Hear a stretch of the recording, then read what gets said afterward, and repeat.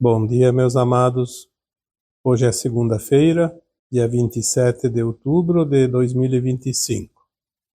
As segundas-feiras é sempre o dia das perguntas e respostas. Lembrando que as perguntas, muitas vezes, e na maioria delas, eu respondo lá, no próprio local onde ela é feita, abaixo dos vídeos, como comentários, porque existe uma resposta mais curta. As perguntas que exigem uma resposta um pouco mais longa e mais detalhada, então eu trago aqui para esmiuçar de uma forma que seja melhor respondida. Hoje temos aqui algumas, vamos começar. A primeira pergunta diz: para ascensionar é preciso morrer?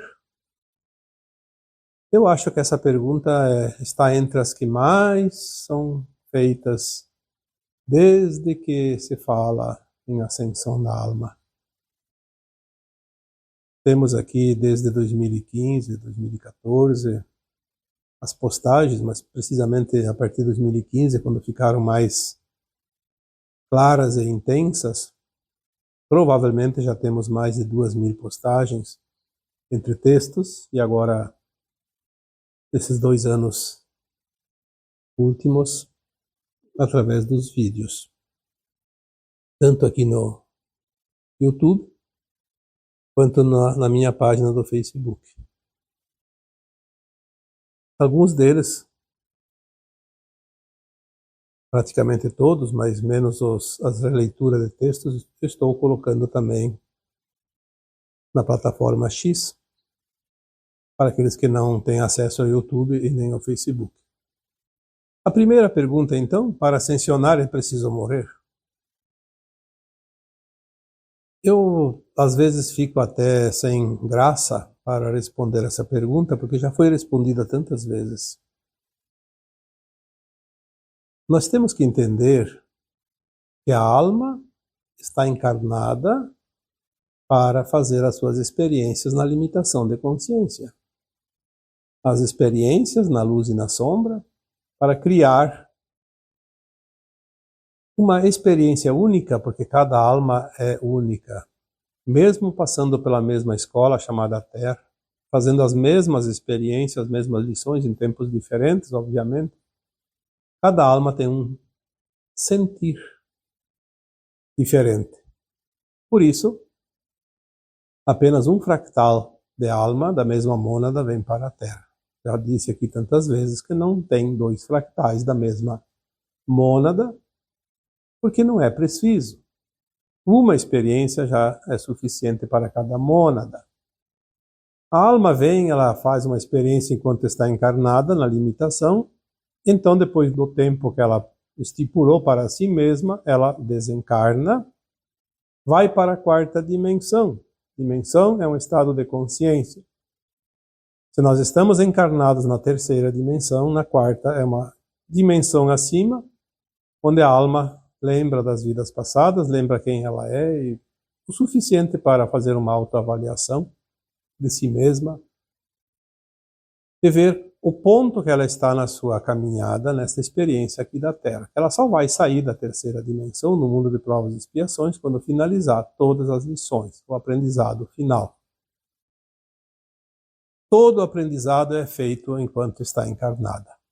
Após o desencarne, no além-túmulo, na 4ª dimensão, no astral da Terra, a alma não evolui como consciência nesta escola. Ela apenas faz a sua avaliação. Ali tem arrependimento, ali tem tristeza, ali tem alegrias, enfim, tem tudo que tem aqui, mas é apenas como lembrança do que ela fez, deixou de fazer. Ela também pode se oferecer para auxiliar, para se aprimorar ainda mais, se fortificar, porque ela precisa fazer um plano encarnatório novamente para mais uma encarnação seguinte e continuar as experiências. Então ela se prepara para esse projeto, para uma nova encarnação, e depois ela vem mais uma vez encarnar, esquece tudo, mas ela vai fazer as experiências que ela pediu, porque as leis divinas sabem quem somos nós, sabem do nosso plano de alma, e elas trazem para cada um no seu tempo as oportunidades que ela pediu para evoluir. Então a evolução, a ascensão é sempre uma caminhada contínua enquanto ela está encarnada. Não é feita nenhuma melhora na sua performance, na sua consciência evolutiva no além-túmulo. O que acontece é que nós estamos agora na última encarnação, na condição, preste bem atenção, na condição de provas e expiações, na Terra. Muitas almas não vão ascensionar nesta última encarnação, vão para o exílio, para um outro planeta de provas e expiações, vão continuar a reencarnação lá tantas vezes quanto necessário em provas e expiações. Na Terra é a última oportunidade. Esta encarnação atual define as almas que vão ascensionar, aquelas que atingem a frequência, o grau da nova Terra, da quinta dimensão, do mundo de regeneração, não mais de provas e expiações. Então a definição é aqui. É aqui enquanto está encarnado. Obviamente que as pessoas que nada mais são que almas encarnadas têm um prazo de vida útil no corpo físico e no seu tempo cada um vai desencarnar, morrer, como diz aqui a pergunta. No ato, no momento do desencarne, a alma, estando pronta para uma nova terra, um mundo de regeneração, ela vai voltar depois para a Terra. Reencarnando ou corporificando, depende do prazo que ela vai voltar, porque ainda estão reencarnando almas. Mais adiante elas vão apenas corporificar-se, já adultas. Mas volta para a Terra. Mas não mais no mundo de provas e expiações, não mais na condição de provas e expiações, e sim de regeneração, onde não haverá mais dor nem sofrimento.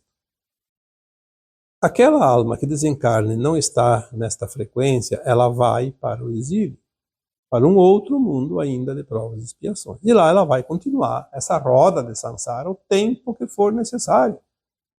Se ela precisar de 100 oportunidades, 100 reencarnações, 500, ou 1000, ou mais de 1000, ou 2000, ou tem que ir para um outro planeta, terceiro, quarto, quinto planeta seguinte, depois, não importa. Um dia ela vai estar pronta. Então, respondendo à pergunta, para ascensionar é preciso morrer? Não.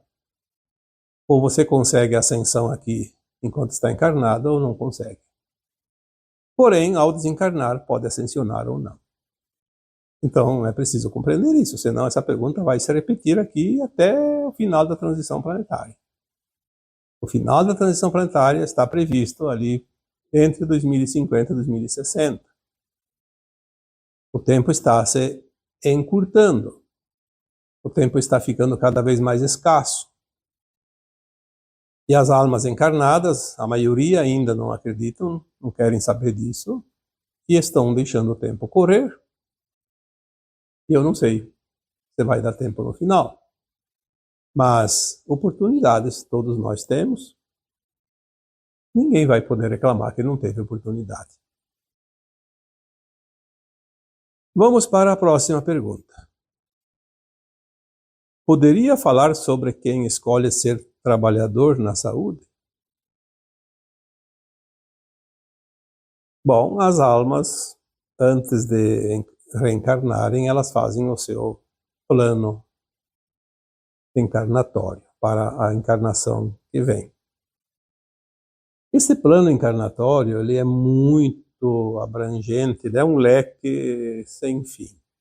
Ele tem uns pontos principais. Esses pontos principais, eles têm muitas ramificações, porque depois, quando chega esse ponto principal, a alma encarnada não sabe do seu plano encarnatório e ela tem essa situação que chega para ela e ela pode escolher o que ela quer fazer. Por isso que não podemos dizer o destino está selado antes de encarnar já está feito o plano de alma, então nós não temos o que fazer. Isso é completamente errado. O plano de alma está feito. Os pontos principais foram escolhidos. Mas cada escolha, em cada situação, cada escolha que o encarnado faz, ele vai determinar rumos diferentes. Porque se não fosse assim, não teríamos o que fazer. Era esperar a sorte ou o azar, a graça ou a desgraça. E não é assim. Nós sempre temos escolhas a cada dia, a cada hora, a cada minuto, a cada segundo. E é ali que está o segredo. De acordo com as nossas escolhas, nós definimos o nosso rumo a partir daquele momento. Até porque, dependendo de cada escolha, nós corrigimos o passado também. E mudamos o futuro. E é por isso que o plano de alma é tão fantástico. Mas é preciso entender um pouco mais. Então existem coisas que já foram estipuladas lá no plano de alma. Por exemplo, os relacionamentos, a família, o grupo familiar.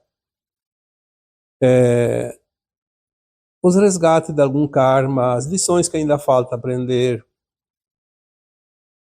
Os traumas que precisamos equilibrar, porque o trauma é uma memória. As tendências, como os vícios, por exemplo. O plano de alma, ele é, como eu disse, muito grande, muito aberto. Todas as possibilidades podem acontecer de acordo com as nossas escolhas. E as profissões também se encaixam nisso. Há sempre um propósito da alma em escolher alguma coisa. Por exemplo, tem almas que já vêm com aptidões para a arte, para a música, para o esporte, para a criação de alguma coisa.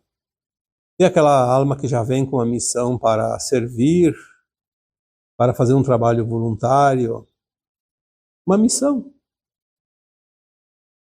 As profissões, elas são escolhidas pela preferência, que é onde a alma vai trabalhar mais. A sua evolução e os seus resgates, e as suas lições que ainda faltam. Geralmente as profissões que trabalham com curas de pessoas, e aqui entra a pergunta, trabalha na área da saúde.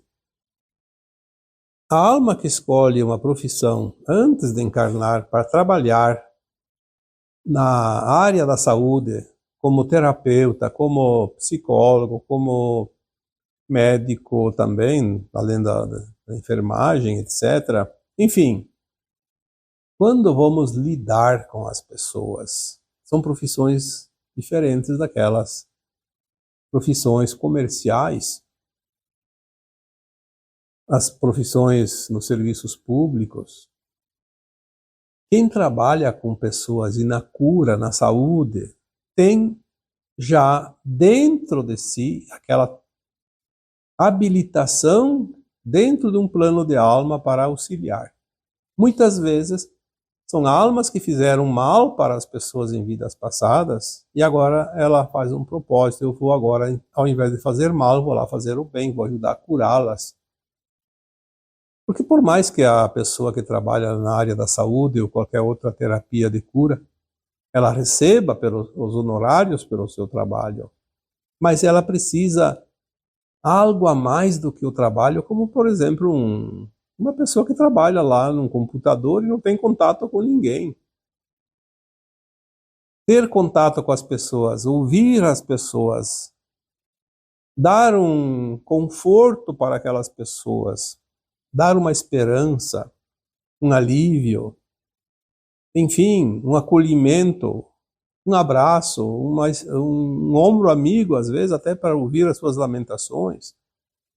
É um trabalho diferenciado. Por isso muitas almas escolhem, antes de encarnar, trabalhar nesses setores. É onde ela pode, além de fazer um trabalho e ganhar os seus bônus que ela ainda precisa, ela também resgata talvez um passado triste onde ela prejudicou pessoas. Mas não vamos aqui dizer que todas as pessoas que trabalham na área da saúde prejudicaram alguém na vida passada, porque todos nós fomos prejudicados, ajudamos e fomos ajudados, porque nós vivemos a luz e a sombra em cada encarnação, um pouco de tudo. Não existe nada que você possa imaginar que todos nós não tenhamos experienciado já aqui nesse planeta Terra. Por isso a Terra fecha o ciclo, porque as lições foram dadas para todos.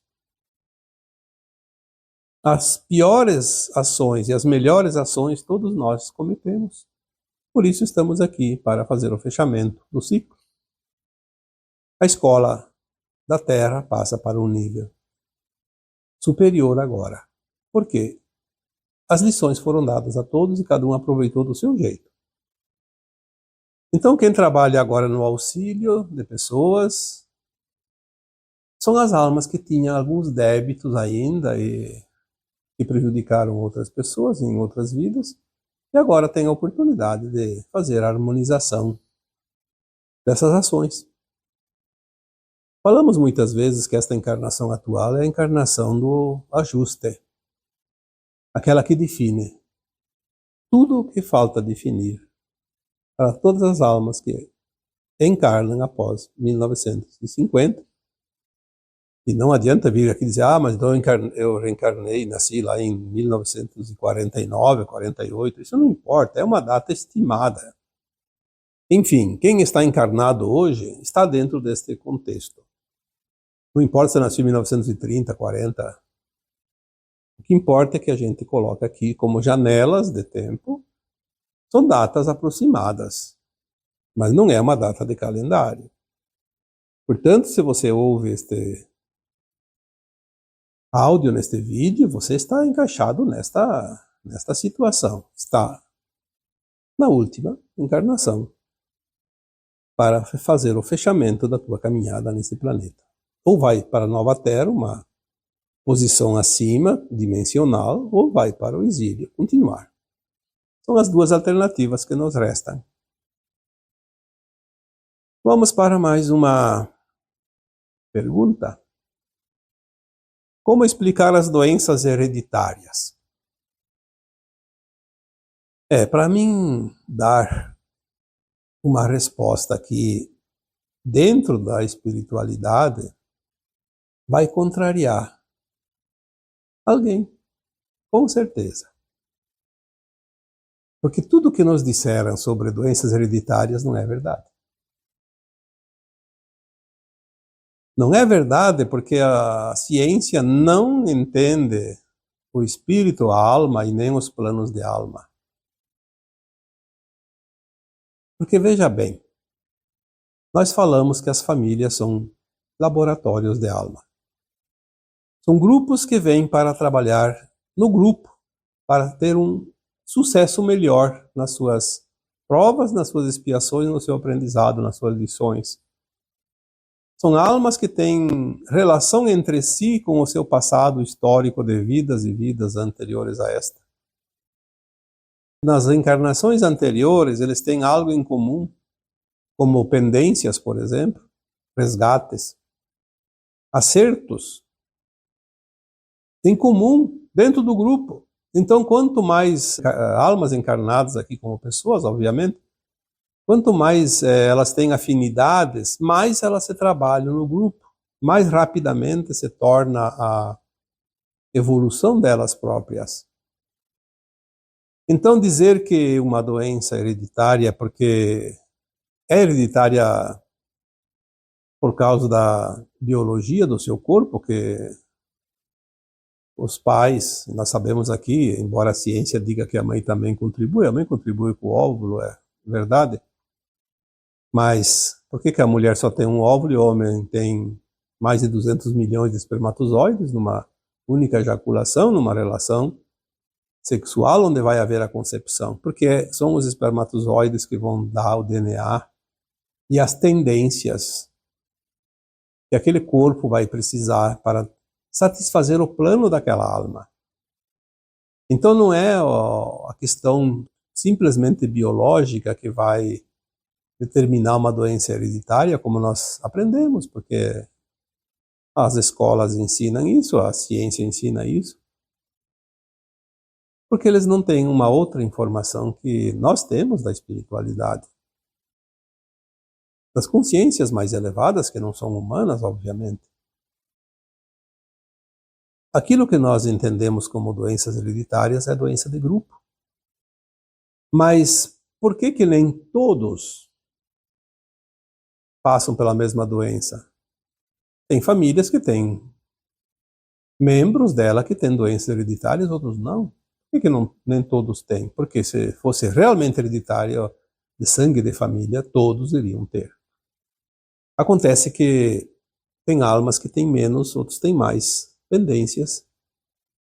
E a doença, como já foi dito aqui, é sempre a última moeda de troca. A alma não faz um plano encarnatório para passar uma doença. Ela coloca como um coringa. Se eu não fizer todas as alternativas anteriores para resgatar algo pendente do passado, a doença vem e faz o trabalho. Numa família, uma doença de um membro da família também causa dor para os demais. Então, a doença hereditária, como nós conhecemos, ela é uma doença possível como coringa dentro de um grupo de almas que vem formar uma família, programada antes de encarnar. E elas colocam, ao invés de colocar cada uma dor diferente, uma doença diferente, eles colocam uma doença para todo mundo. Algumas, às vezes tem doenças também que uns passam, outros não passam, e tem uma ou duas que todos do grupo, se não curarem a tempo, se não fizerem o mínimo necessário, vão passando de um para outro, porque é uma forma de resgate. Todos têm uma frequência, uma energia pendente que aquela doença consegue um resultado melhor para o grupo. Então, são planos de almas. Porque se fosse doenças hereditárias, aí seria para sempre. Daqui 1000 anos, os descendentes daquela família ainda podem ter aquela doença. E não é verdade. A doença hereditária, como é conhecida como um resgate das almas do grupo, elas vão ali 2, 3 gerações e se terminam. Porque uma hora esgota. Tem que esgotar aquela energia. Quando esgotou, a doença hereditária cessa. Pode, eventualmente, alguém ainda ter uma doença, porque sempre existem essas possibilidades. Mas como aquela questão hereditária conhecida, não. Vamos ver aqui. Qual a definição? É uma outra pergunta, tá? Qual a definição melhor para diferenciar espiritismo e espiritualidade? Nós falamos já dessa diferença num texto bem antigo. Pelo menos uma vez eu lembro que foi falado. Até se alguém procurar lá nos textos antigos, no Facebook, porque eu só publicava no Facebook, mas você procura no Google, existe também no YouTube pessoas que gravaram e publicaram em forma de áudio. Espiritismo e espiritualidade. Eu não lembro o título, mas era mais ou menos isso. É muito diferente espiritismo e espiritualidade. Porque espiritismo é uma doutrina, é um conhecimento, é um estudo. Espiritualidade é uma vivência, é uma ação. Tu pode estar espiritualizado sem conhecer o espiritismo. Espiritualidade é uma condição de consciência, uma frequência da consciência, é um estado de ser. Ou a pessoa é espiritualizada ou não é, independente do que ela entende, do que ela conhece. Tem muitas pessoas, por exemplo, que estudam e participam, inclusive, de centros espíritas. E eu, sinceramente, não posso dizer que aquela pessoa é espiritualizada. Até nem sei por que ela frequenta isso, mas tem casos, assim como religiões, tem pessoas que são religiosos e não vivem a religiosidade. Têm o cargo. Eu conheço religiosos dentro de várias religiões, não só da católica, mas também de outras, que são verdadeiros facínoras. A gente não pode julgar aqui, nunca vamos dar nomes e nem apontar, porque isso não é ético, mas existem pessoas dentro das religiões que são verdadeiros demônios. E existem pessoas que são ateus, não acreditam em nada, não seguem nenhuma religião, nenhuma doutrina, e são pessoas maravilhosas, muito espiritualizadas. O Espiritismo, na verdade, é uma codificação de Kardec, uma doutrina. Não é uma religião, como muitos dizem. Tanto que não tem igreja, não tem pastor, não tem padre, não tem nada. Tem centros espíritas onde as pessoas vão lá aprender alguma coisa, ouvir uma palestra, participar de reuniões mediúnicas, onde há o auxílio das entidades espirituais que precisam de auxílio dos encarnados. Mas espiritualidade é a maneira como você vive a tua essência, a tua consciência. O Espiritismo é um estudo. Tanto é que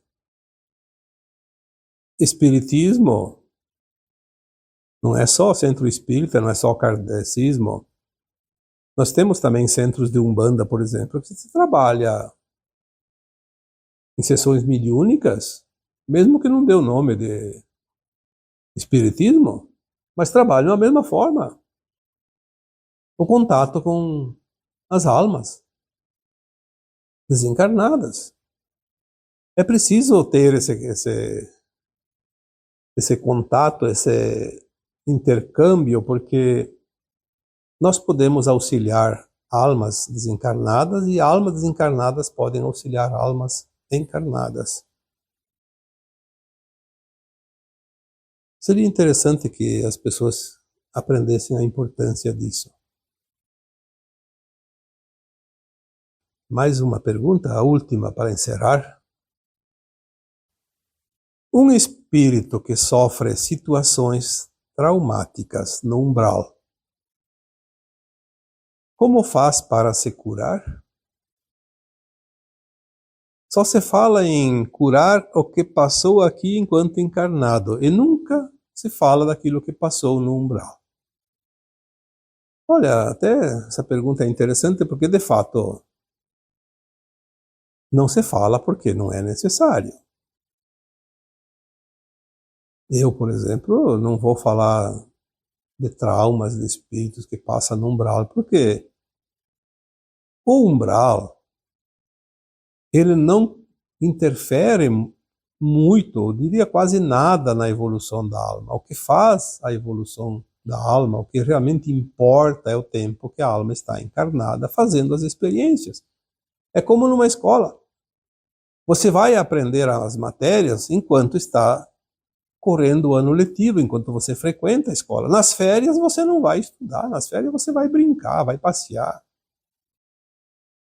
A alma, quando está no umbral, que é o astral da Terra, as colônias espirituais, seja do umbral baixo, médio ou alto, ela apenas vai lá para fazer as avaliações dela mesma e, claro, tem algumas coisas lá que acontecem.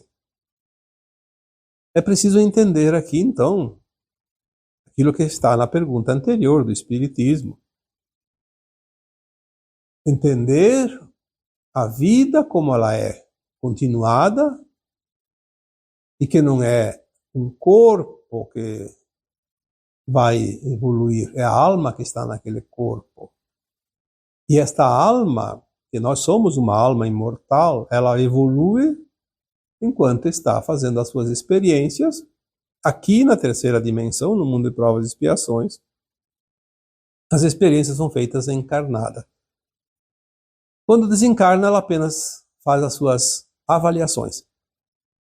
Já disse aqui, no começo deste vídeo de hoje, que a alma precisa desencarnar para se avaliar, porque ela vai para uma consciência mais elevada. Mesmo na quarta dimensão, a consciência é bem acima da terceira. Então a alma, eu diria que a alma não sofre situações traumáticas no umbral, porque o umbral não é só umbral baixo. O umbral é todo o astral da Terra. Que nós classificamos em três, podia ser mais prateleiras, mas principalmente três: baixo, médio e alto. O umbral baixo é as almas que viveram a vida encarnada, uma vida muito desregrada, fazendo muitas maldades.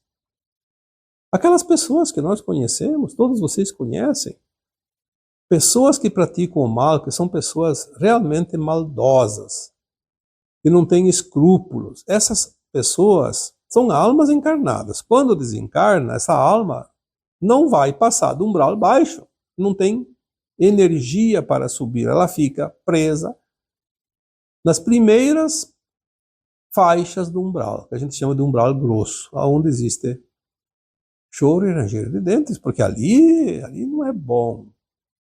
Ali só tem almas ruins. Aliás, já foram levadas embora, já falamos disso, mas é a primeira parte onde tem realmente almas ruins.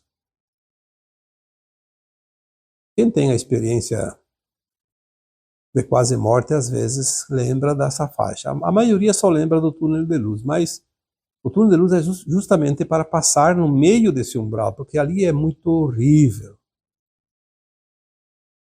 Tanto é que as almas que estão no umbral médio e alto, elas, para vir aqui para a crosta, prestar auxílio aos encarnados, elas precisam vir com segurança. Porque essas almas maldosas, elas atacam outras almas, sim. Quem era ruim encarnado, continua ruim desencarnado. Por que queria mudar? A alma não muda, ela precisa se lapidar, aqui, encarnada. Do outro lado, ela não muda nada. Ela apenas é auxiliada para que ela possa, eventualmente, se encorajar e fazer um plano encarnatório, ou então vem para uma encarnação compulsória, sem plano de alma nenhum. Mas ela tem que vir aqui fazer o polimento. Tem algumas exceções onde algumas almas, ao desencarnar, são tão malévolas que elas são capturadas por outras entidades muito piores que elas, que nunca encarnaram na Terra e eram sequestradas e escravizadas. Ali até poderia ter alguns traumas. Eu não vou ficar falando disso agora, porque não vai dar tempo. Mas existia essas possibilidades, sim. Mas os traumas são vividos aqui, enquanto encarnados. Nós temos os traumas das vidas passadas, sofridas aqui, não no umbral. Então, a cura é, como já falei tantas vezes, olhar para o trauma e dizer, sim, eu passei por isso. É uma memória. Eu já experienciei. Se eu já experienciei, não vou experienciar mais, não preciso. A lição aprendida não precisa ser repetida. Assim é na escola, assim é na vida. Então, dizer que se fala em curar o que passou aqui encarnado e nunca se fala do que se passou no umbral, é porque no umbral praticamente não se passa nada disso. Alguns casos que tem são